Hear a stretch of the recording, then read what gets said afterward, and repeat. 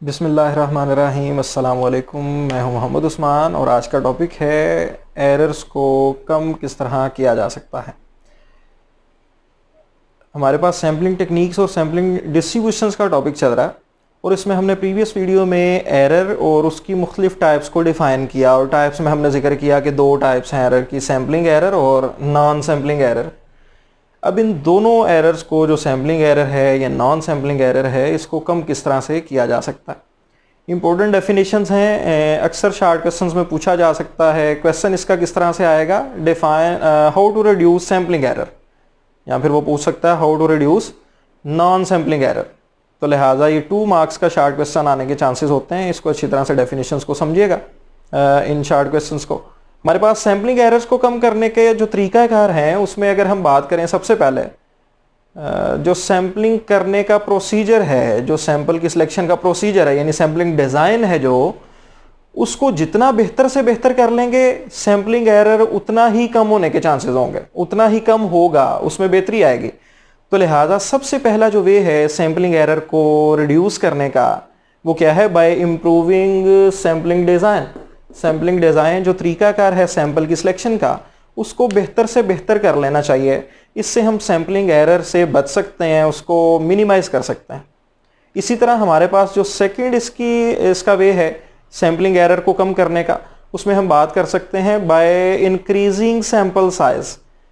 अगर मैं एक क्लास है 50 स्टूडेंट्स की और उसमें से एक ही स्टूडेंट का सैंपल लेके उसको सुन के और उसकी बेस पे सैंपल स्टेटिस्टिक एस्टिमेट कर लेता हूँ, सैंपल रिजल्ट्स फाइंड कर लेता हूँ और मैं कहता हूँ कि सारी क्लास को लेसन प्रिपेयर है, क्योंकि ये सैंपल को लेसन प्रिपेयर है एक सिंगल स्टूडेंट को, तो बड़ी हद तक चांसेस हैं सैम्पलिंग एरर पैदा होने के, पैरामीटर से उसके डिफरेंस होने के बड़े ज़्यादा चांसेस हैं। तो लिहाजा ज़्यादा बेहतर है कि हम सैंपल साइज़ को इंक्रीज़ कर लें, 5 से सुन लें, ज़्यादा बेहतर आइडिया हो जाएगा, ज़्यादा बेहतर रिजल्ट हासिल होगा।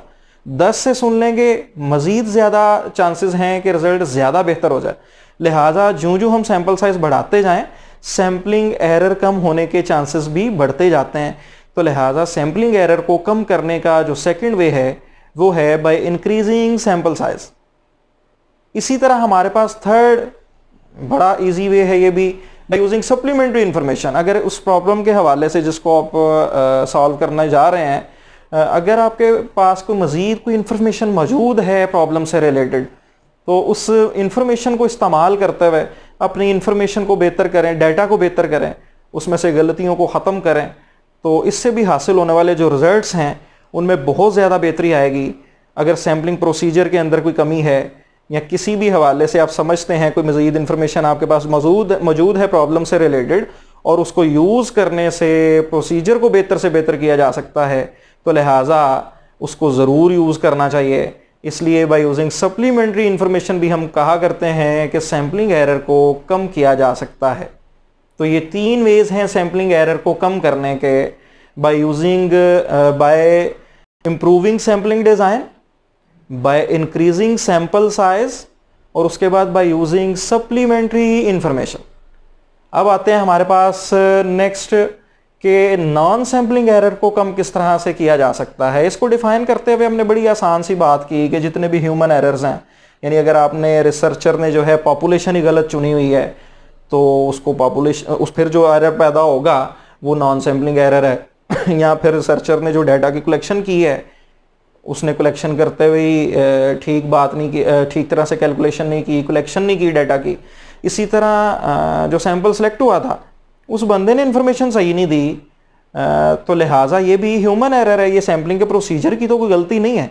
या फिर घर जाके उसने जब लैपटॉप में अपने कंप्यूटर में डाटा को एंटर किया और उसका एनालिसिस करते हुए मुख्तलिफ टेक्निक्स अप्लाई की, तो लिहाजा रिसर्चर ने अगर कोई गलती की किसी भी स्टेज पे, तो ये सारे के सारे नॉन सैम्पलिंग एरर्स हैं, ह्यूमन बेस एरर्स जितने भी हुआ करते हैं।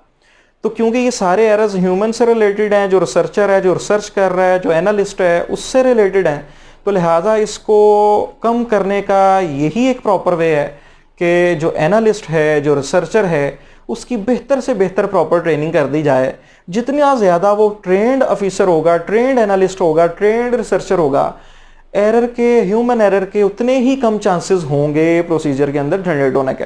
तो लिहाजा नॉन सैम्पलिंग एरर को कम करने का जो तरीका है वो क्या है कि through proper training of analyst we can reduce non sampling errors. तो लिहाजा ये हमने तरीकाकार पढ़ लिए कि नॉन सैम्पलिंग और सैम्पलिंग एरर को किस तरह से कम या ख़त्म किया जा सकता है। नेक्स्ट टॉपिक के साथ आएंगे नेक्स्ट वीडियो में। बहुत शुक्रिया, अल्लाह हाफिज़।